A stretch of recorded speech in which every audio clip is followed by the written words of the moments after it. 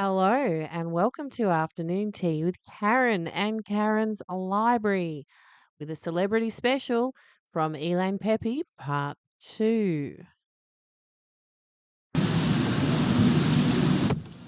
The third process, which I think is very important to take into account, is and then here I come more into things that we are part of, is the disassociation of so many young Jews around the world, particularly the United States, from Zionism and Israel. And so many of them believe that the best way to manifest their reasserting a Jewish identity that is not connected to Zionism is to be active in the solidarity movement with the Palestinians. Israel, without a strong Jewish constituency in the world, is a very weak country, and it's another process that adds to the collapse. There is also the issue of the army. I know it looks like an invisible army because of the way the Air Force performed in Iran, but let's explore this for a moment. What we have here is a military establishment that can win points, if you want, using Air Force. But the main problem from their own military perspective cannot be solved by Air Forces, cannot be solved by nuclear weapons. And when it came to facing small guerrilla movements, the smallest in the region, they were unable to defeat them. They were unable to find a way of wiping them out as they promised. And these movements are not going to go away. These movements are going to stay. And whatever the Air Force and the missiles bring with them, they don't bring a military solution that would wipe out Palestine as a nation, as a country, or as an idea. Now all this is happening, and in many ways the 7th of October was like an earthquake that shook a building that already had very extensive cracks in its foundation. That was the history which judged the 7th of October as a very powerful blow to an already a very shaky building.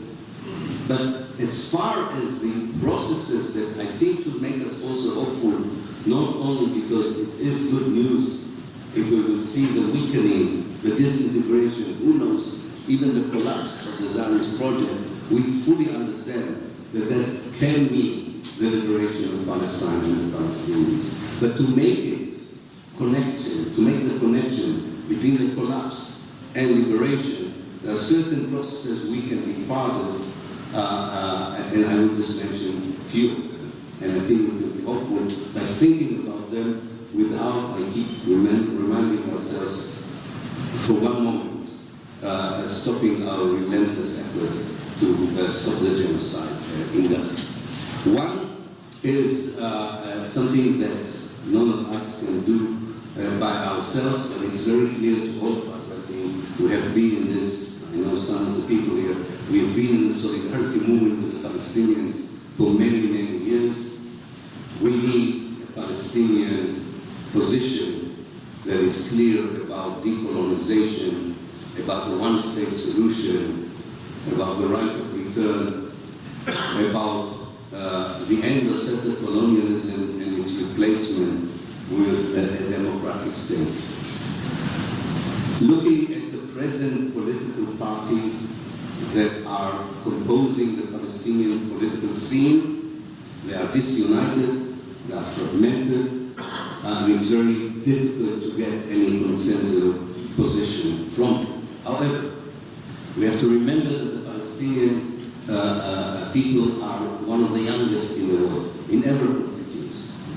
And if you listen to the younger generation, to what they talk about, to what they envision or envisage, what they are imagining as a future, it is very clear that unlike the present political leadership, they have a much more consensual view about the future.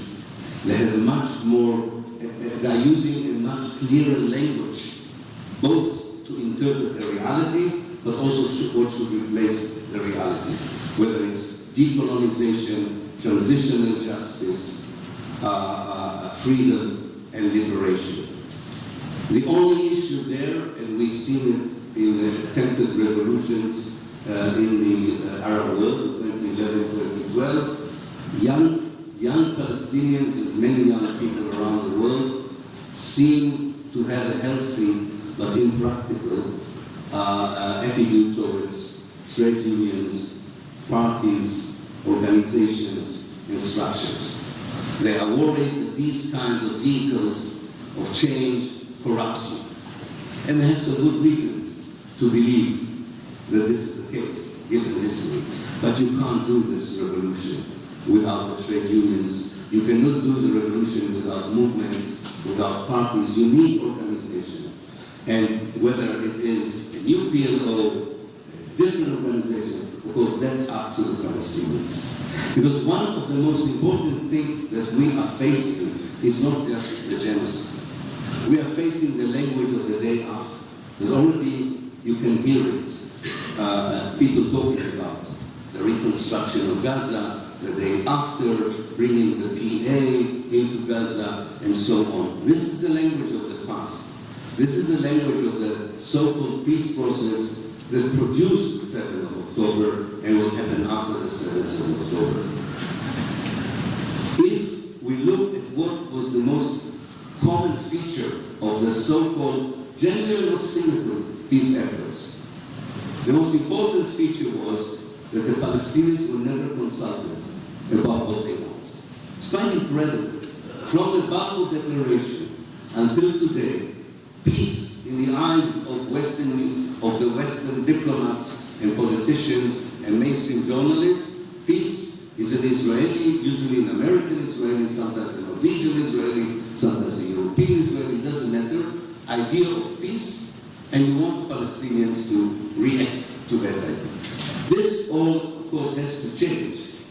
And so we need to hear what some Palestinian ideas and opinions so that everyone else would first of all recognize that they are the ones in the driver's seat, and everyone else would react to this, and then you can have a genuine decolonization process, because you will need a decolonization process because of the collapse. Well, I deem as an imminent collapse of the settler colonial project. And some of these questions really can only be answered by a national liberation movement. For instance, whether we like it or not, in the future there will still be millions of Jews between the river and the sea. Usually the whole conversation in the past was, what do the Israelis offer the Palestinians? It's time to ask, what do the Palestinians offer to the Jews who live together between the river and the sea? The timing is not very good for such a conversation after the genocide. No doubt. People in the West Bank and Gaza tell me we don't want even to imagine living together with these people. Not just because of what the government did, but because of the huge support that the government has for the genocide. Understandable.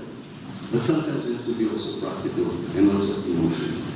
And you don't have to be just moral, you have also to be pragmatic. So this is a question to be asked. As there should be asked the question, how would the right of return be implemented? Not whether the right of return is a precondition for decolonization. Of course it is. But how would it be implemented? What is the meaning of transitional justice in the case of Palestine? What will be the future not of the small settlements in the West Bank, but the big cities that Israel built after 1967? How do they differ from the big cities that the Zionist movement built in 1948? Now, I'm not giving you the answer to these questions, I'm posing this. What I'm really encouraged by is that I already am able to write a book, which will appear in October, based on answers already given by Palestinians to these questions. That makes me very hopeful, mostly by young Palestinians. There's a huge Palestinian human capital around the world that in normal circumstances would have been invested in historical Palestine itself, but because of Zionism and colonization, was invested elsewhere. But now it is reinvested in Palestine and its future. For so many years, young Palestinians were not always interested in Palestine and its future. But this has changed.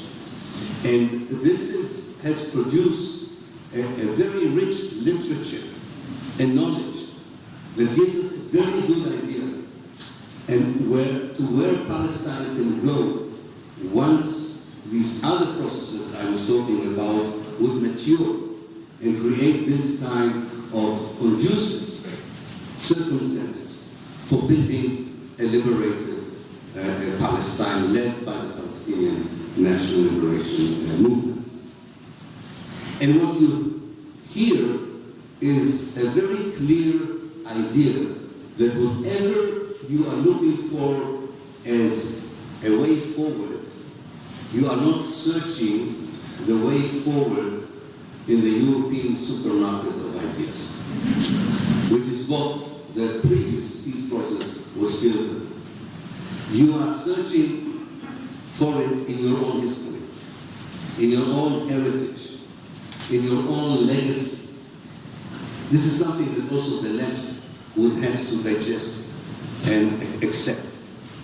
It requires us to rethink our attitude towards tradition, towards religion, towards the era of history before the arrival of Zionism and imperialism and colonialism to the Arab world in general, but to the Eastern Mediterranean in particular, what in Arabic we call the Mashriq. Because if you look at that particular part of the Arab world, before the arrival of Zionism, before the arrival of colonialism, it was a mosaic of identities, of a genuine coexistence between ethno-cultural groups, and that's what the Jews of Israel would have to accept, willingly or unwillingly, it doesn't matter, that Judaism can be an identity of an ethno-cultural group. It cannot be a national identity. It definitely cannot be the identity of the Jewish nation state. And that means reintegrating, and that's what comes out from all this information that I'm gathering, reintegrating Palestine into the Arab world. What Israel and Europe did from the very inception of the Zionist project was to decide that because Europe cannot deal with anti-Semitism in the late 19th century and up to the end of the Second World War, the best solution is to build a European Jewish state at the heart of the Arab world, at the heart of the Muslim world, at the expense of the Palestinians. And therefore, both European politicians and intellectuals and academics and Israelis believe that geographically, Palestine is not part of the Arab world. Whether it's through Eurovision, European football, whatever. But Palestine is part of the Arab world. And it would be the only way of moving forward is reintegrating it to the Arab world, as it used to be, where people moved freely, where ideas moved freely, where culture thrived because it was organically inspired by Beirut, Baghdad, Damascus, Jaffa, Haifa. There was no distinction in this respect for the ability of people to produce ideas that push forward their society for having better life and a much more improved future. And a process that Zionism and colonialism disrupted brutally in the case of Palestine. Villages where, in Palestine, where Jews, Muslim and Christian live together are now segregated. Cities that were a mosaic of identities became purely Jewish as a result of these processes. So to sum up this, I think it's important to realize that while we are not expecting, and rightly so, for people who are daily struggling just to survive.